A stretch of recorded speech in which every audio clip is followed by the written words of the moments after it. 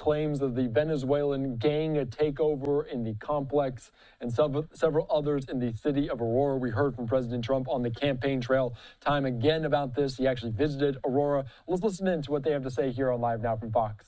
Talk solely about the past, but I did want to bring reality and clarity to the past because we are now talking about the future. And the future is we have turned the corner on that crime. We have turned that corner on that mismanagement, and we have definitely turned the corner on the victimization of the people who came here for a better life and ended up living in a place like this. And when I state that again, if I'm repetitive, I apologize, but I want you to put in context again, this was not just for a family of 3.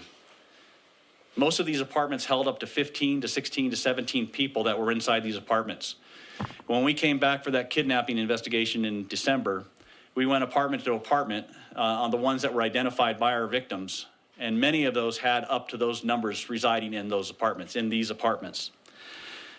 So again, what did we use? What did Aurora Police Department use to change that? And again, I want to say this was a all-hands approach. This was an all-governments approach. We used the resources available to us, and I would like to thank the officers, the men and women of the Aurora Police Department who walked through these corridors when it wasn't safe, who walked through these corridors when people were being victimized and mistreated, and took care and concern about who resided in here. I'd also like to thank the investigators who did the follow-up on all these incidents that occurred, made sure that we had the specific information, the probable cause to do the arrest that we did do. I also want to thank the crime scene investigators, our victim services who treated those people and gave the foundation for us to move forward in this event and make things happen. We focused on 3 different aspects when we looked at this venue, at this location. We looked at near term, midterm, and longer term. The near term was we focused on hotspot policing. We identified the actual locations, we identified the actual individuals that were involved in the criminal activity, and we focused specifically on them. The one thing I want to make sure that you walk away with or we think about, this was not over-enforcement.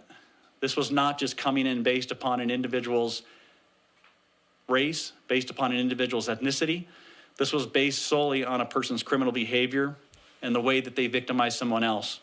And that's what we focused on. When we looked specifically at the individuals involved, we focused on those individuals, and we did everything possibly and legal and ethical to hold them accountable. We also looked at it from a place base. Again, the place and the location, what could we do to change that dynamic? And a lot of the things you saw over a very long period of time, over the past 6 months, we have done multiple cleanups here. We have done multiple garbage removals out there. Again, this was done by the city. It wasn't done by the property management. It was done by the city to change the environment for those people that did have to reside here. Our officers did countless knock and talks where we walked around each one of these complexes and we knocked on the door and we made sure that the individuals that were here knew that the Aurora Police Department was here to serve them. We wanted to make sure that anybody that had been victimized or is being presently victimized felt confident to come forward and report those crimes. Again, when I go back to talking about the victimization that occurred here, I think it's really important to understand that if people did not report the crimes that occurred, if they did not report that kidnapping, we never would have known. It would have been behind closed doors and it's something we wouldn't have had an idea about. But because individuals who reside here, who lived here, came here for a better life, they made that conscious decision that they were going to trust the police, that they were going to reach out to the Aurora Police Department, and they did, and it had a huge impact on their trajectory as well as the trajectory of everybody else who lived in and around this complex. And so again, that was a huge part of what we wanted to do. I wanted to give you some numbers about where we are now, what we spent in that area. Again, in 2024, we had calls for service. At this particular locations, at these venues, we had 382 calls for service. We had 83 initiated officer responses. We arrested 27 people. In 2025, again, our calls for service have dropped drastically since our intervention and since our prevention and since our presence. Year to date, we are down to 22 calls for service in and around this location. We have done 10 officer-initiated calls for service. And again, the crime has dropped drastically. All of the things that we do is managed and looked at and analyzed by data. So in the month period, again, I know some of this is not going to make it, but I think it's really important you understand how much time and effort the Aurora Police Department put into this location, and the city supported this effort. These are the exact hours that we put into it. So we had our DART team, which is our assault team or our community outreach team. They spent 2.3 hours. We had our gang spend 11.7 hours. We had our PAR team, which is our community team, spend 30.5 hours. Our patrol spent 6.5. Our Special Operations Bureau spent 2 hours. Again, if you go down the month, it just keeps going. Gangs, 0.9. PAR, 21 hours. Patrol, 21 hours. SOB, 11.2 hours. DART, 7.9 hours. Patrol, 15 hours. SOB, 10 hours. DART, 8.6 hours. Gangs, 0.3 hours. PAR, 13.3 hours. Patrol, 26.2 hours. DART, 9 hours. PAR, 1 hour. Patrol, 3.5. SOB, 19.5. DART, 4.0 hours. PAR, 9.3 hours. And Patrol, 1.5 hours. Again, those are the time and the effort that was put in by the Aurora Police Department to change this behavior pattern of what was going on here. It didn't something that happened overnight. It wasn't quick. But again, it resulted in the apprehension of individuals that were violent, that were predatory, that were picking on and abusing their own people, their own race, their own ethnicity. And again, it stopped that problem, and I hope it stops it in the long term. Another aspect that we looked for, again, when we approached this was specifically the community policing aspect, and I talked about that a little bit, but we wanted to make sure that people in this community, again, even though they were going through the trauma, they were going through the issues, they knew that the police department was here. And so we spent an exorbitant amount of time making sure that those people who located here, who have subsequently been relocated, know that they did it in the best faith. Again, what we didn't want to do is repeat the cycle where they got from one location, they all dropped into another location where they were going to get victimized again. And so the city had taken great lengths to make sure that the individuals who resided here were giving money to relocate to a location, or if they wanted to, out of state. The city spent over approximately $94,000 for that relocation process. And so again, when you hear the voice of people saying, oh, it was a hurry up offense thing, there was no planning to it, there was no preparation to it, that is a complete falsehood. The city did extensive work to make sure that the individuals who resided here had the opportunity to locate to a location where the same victimization would not occur somewhere in and around the city of Aurora. They had the opportunity to leave, and all of that was funded by money from the city of Aurora. While this complex was going through the transition, there was approximately about $360,000 that was spent to make this an habitable location, because it was not habitable when the city of Aurora took this over.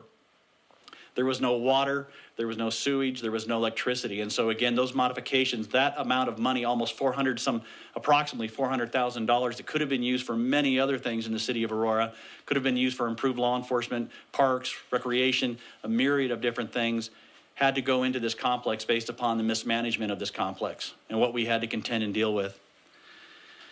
Another aspect, again, that finally brought closure to this, which I hope will have long sustaining effect, was the criminal nuisance order. Again, due to the ongoing severity of criminal activity and the absolute failure of the property management. In order to remedy the situation, a few weeks ago, I issued a criminal nuisance closure order on this complex. That means that this property is shut down. When you leave, when the cameras are packed up and you guys step out this door, our property management team is going to put the final nail, the final board on this apartment, and it will be shut. And it's going to be shut until either the property management is changed, or the properties take accountability for what they are doing and how they are doing it, and this place becomes a habitable dwelling, not to continue the repetitive cycle of mismanagement, of almost a slumlord situation where people come here looking for a home and end up getting victimized. So again, that's what that criminal nuisance was about and what it held so importantly for. The last thing I want to talk about, again, when I talk about a turning point for Aurora, again, this is about holding criminals accountable, regardless of your immigration status. And I want to be really, really clear on this. Aurora will not allow criminal organizations, regardless of origin, to terrorize this city. Again, we are looking for what's known as the displacement theory. If somebody had moved out of here and gone someplace else, we are making sure that the TDA does not grab a stronghold anywhere else. We are making sure that if we do start to see those same patterns of conduct, that we aggressively and proactively address those individuals, specifically based upon the victimization that they are causing and the criminal activity that they are generating. Again, crime happens in any big city, and that's something that Aurora is going to continue to deal with. This is a big city. We have gangs, we have crime, we have those issues.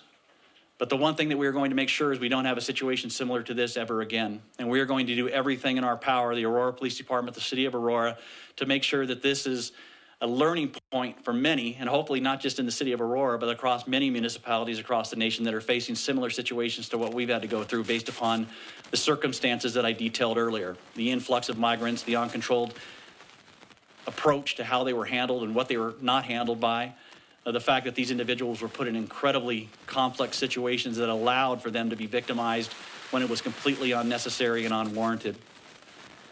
I also want to say, to make sure again that we have a commitment to public safety, and again, the city of Aurora will keep this from occurring again without question. We have stronger oversight.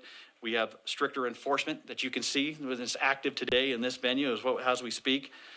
And again, we will do whatever it takes. We will work with any federal agency, any state agency, to ensure that individuals, regardless of their status, documented, undocumented, legal, illegal, makes no difference.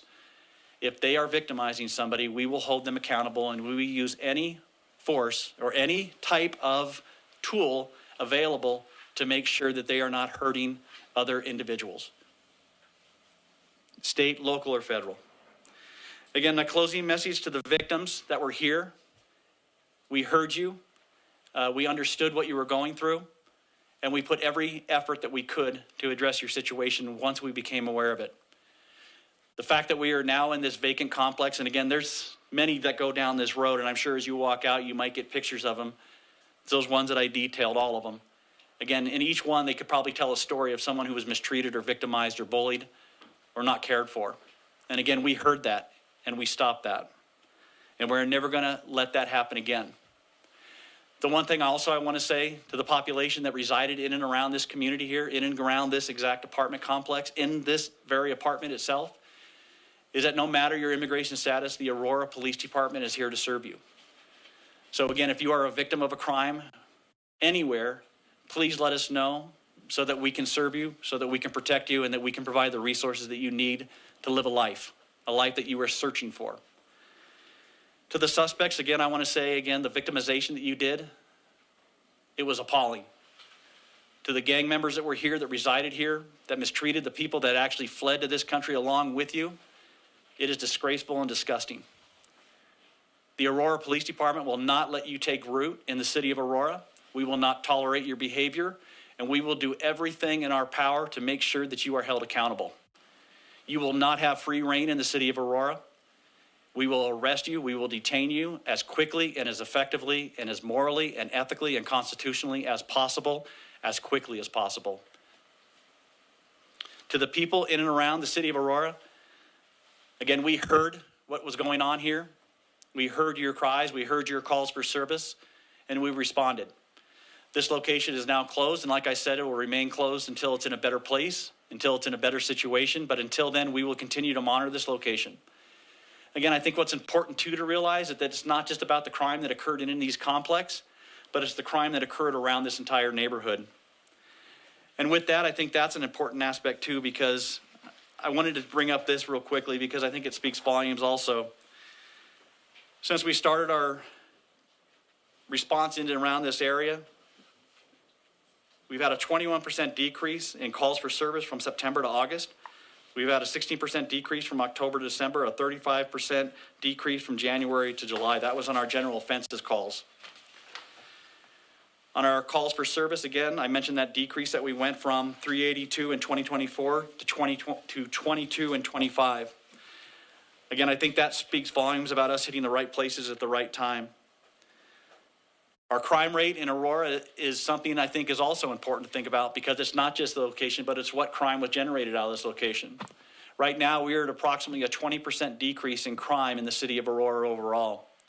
Aurora has truly turned the corner in this venue, and we are doing an incredible job as far as fighting crime in the entire city. And so I want people to know that they're safe. I want people to know that we understood what was occurring here, and we effectively and quickly addressed it as fast as possible, and we will continue to do so in the future. So with that, I appreciate you being here. I appreciate the time that you've given. I appreciate the fact that you've jammed yourself into this small complex. And any questions, I'd be happy to answer. Yes?